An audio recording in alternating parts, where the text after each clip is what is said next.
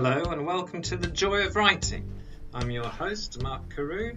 In this series, I'll be talking to authors about the fun, the satisfaction, the joy they get from writing novels.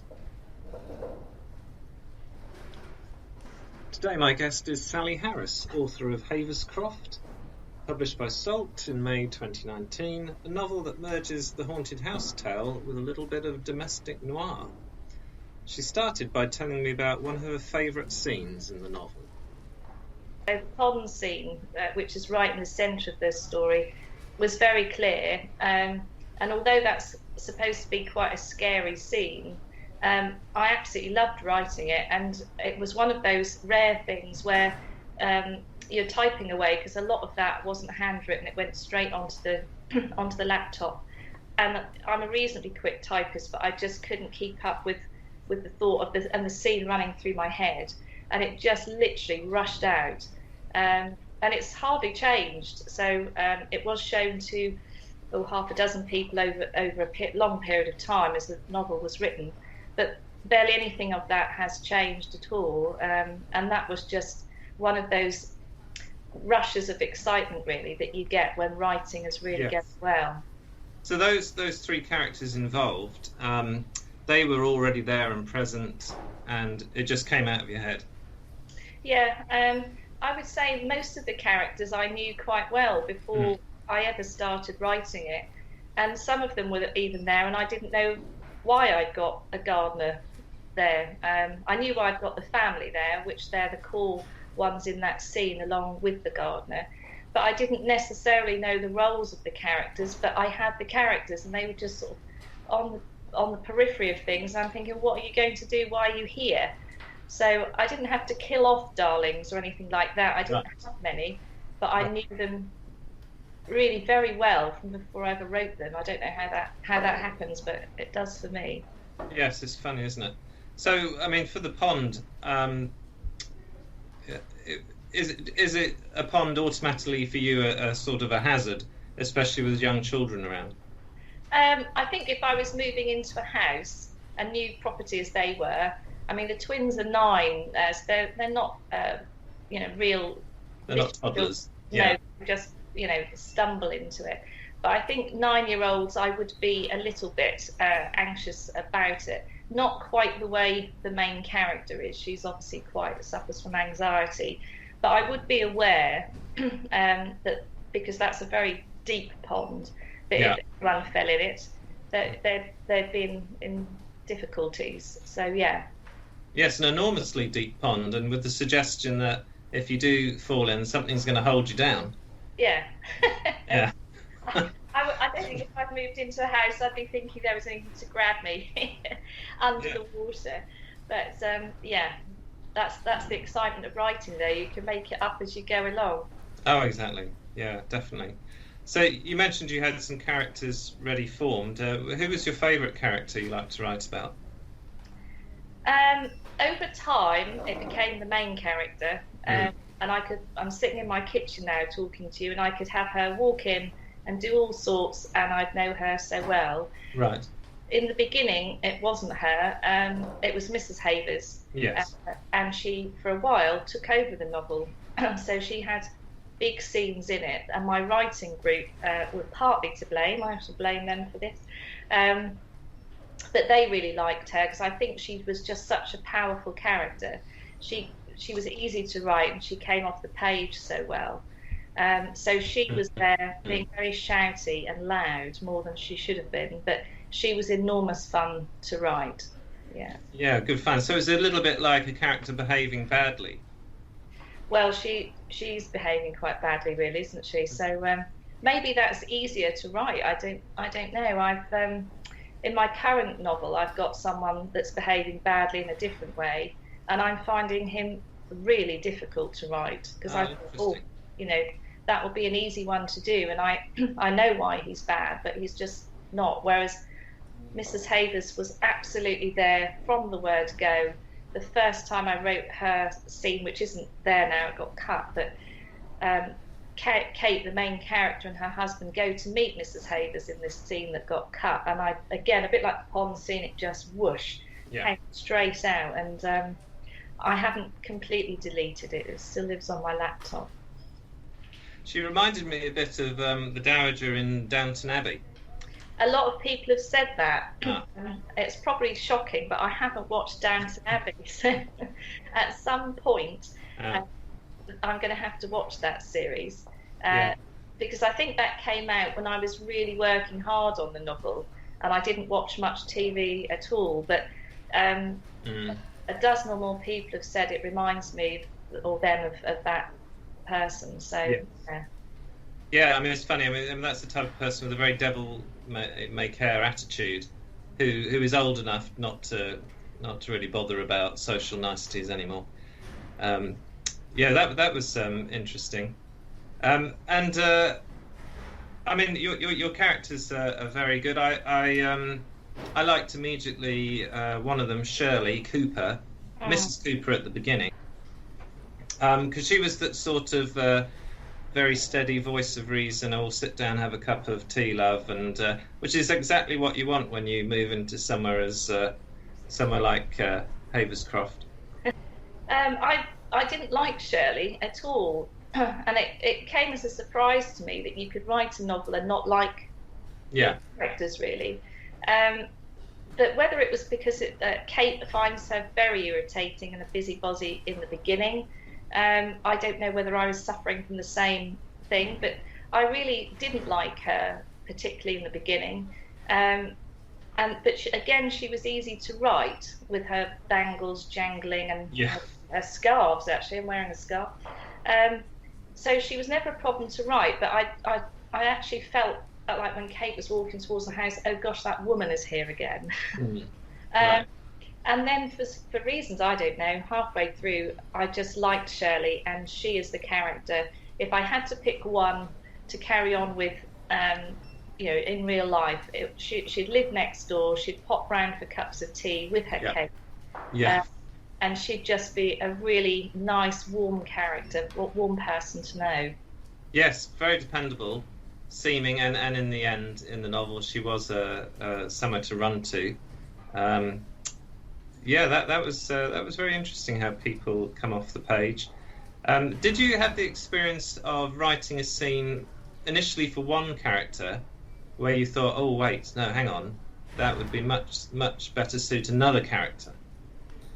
Did you have any of that swapping about, or even swapping dialogue? You've written some dialogue for a character and you're going, wait, no, it's better from this character. No, I don't think I really did have that. I think because before I started writing, they were all quite distinct. Very clear in my mind. Although, as I wrote, I did get to know them better. So, for instance, particularly Kate, she was a little bit passive in the beginning, and I think that was because I didn't really know the full story and where she was going. But no, they were all quite distinct, and I found it quite helpful to know that if, say, I was writing Mr. Whistle or Shirley Cooper, that they would have their individual mannerisms and sayings. Yes. And clear on the page, even if you didn't speech tag them. That could only be Shirley speaking or Mark speaking. Yeah. Everything all right, love. Nobody else would say it. Yeah. No, not in that way. No. That's very interesting. And I suppose a couple of the most important characters, just because they represented what was at stake and the risk they were in, were the twins, Sophie and Tom. Well, Sophie is named after a child we haven't got. We used to joke, we've got 3 children, and my husband used to say we need a 4th, and we're going to call her Sophie. And 3, to be honest, was enough for me.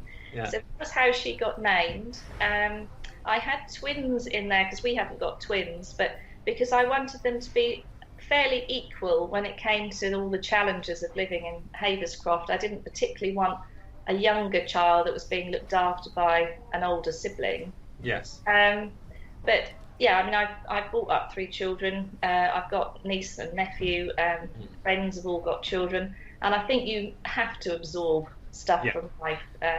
So there's some of that practical knowledge of having children and having been around them.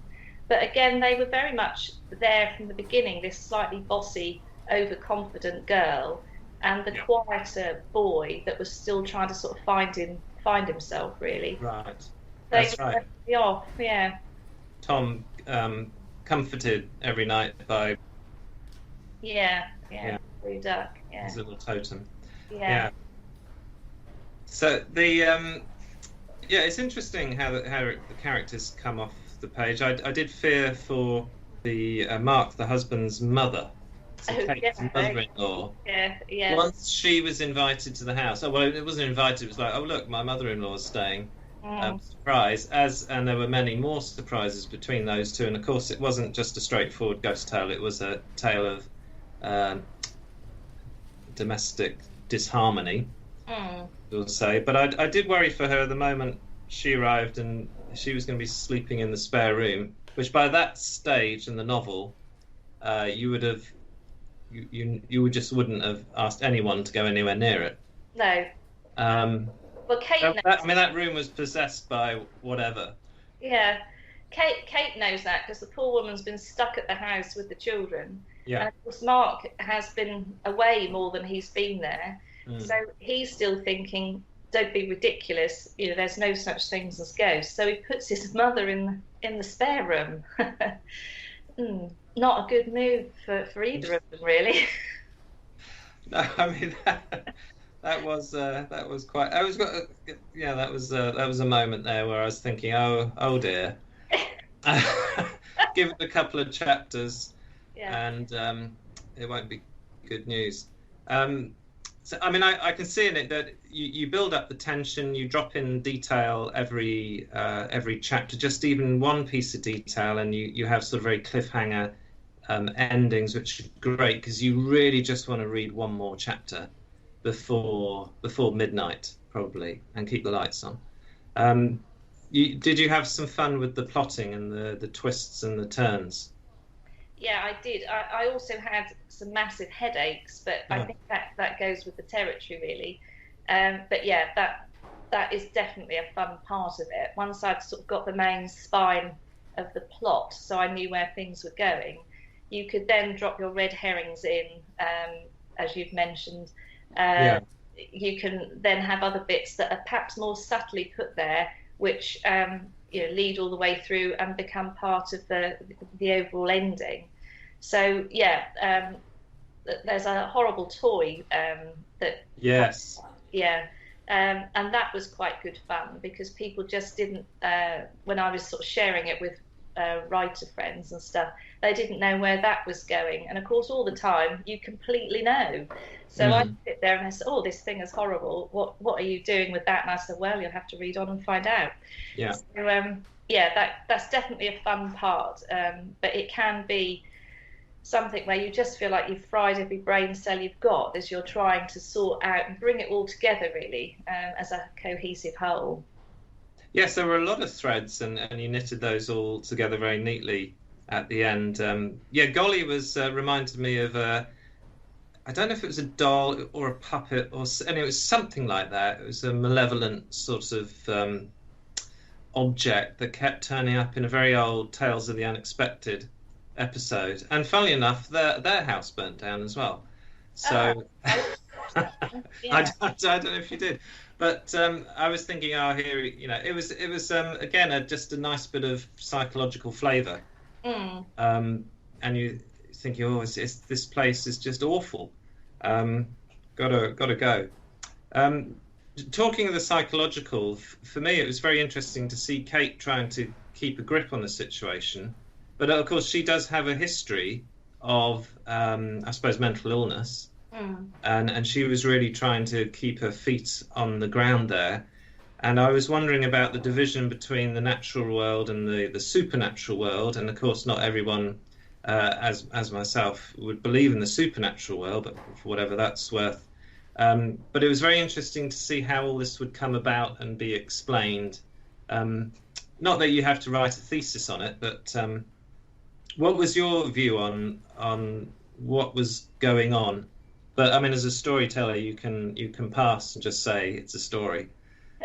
Well, when I came to write a ghost story, because I don't watch a lot of sort of things that other than sort of reality stuff. Yeah. and I did want a ghost story that seemed grounded in reality, if indeed you could have such a thing. Right. Having her as an unreliable narrator served lots of purposes, really, because as the reader, you think, well, is it her? Is it real? Is it spooky? What on earth's going on? So it let me have lots of layers of uncertainty, but also as a character, hopefully she comes across not as too crazy, because I didn't want a complete fruitcake there. That just worked. But someone that the reader can empathise with and feel sorry for, and feel as though they're in her shoes. So, well, there were moments where she rallied and really pulled herself together when she had to deal with her husband, who was not being straightforward with her.